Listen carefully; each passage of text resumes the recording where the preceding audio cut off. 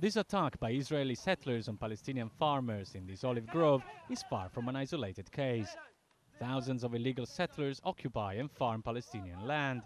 Their produce is sold around the world, prompting calls for a boycott by pro-Palestinian campaigners.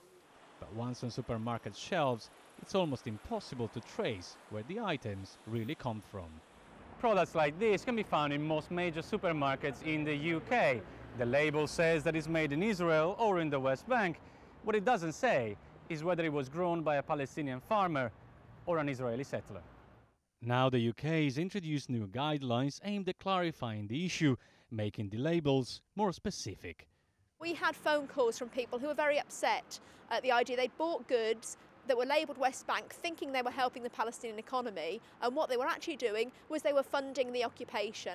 But not every supermarket customer, in this part of London at least, seems prepared to transform their shopping into political statements. Unless the store itself says, okay, we're not buying it, fine.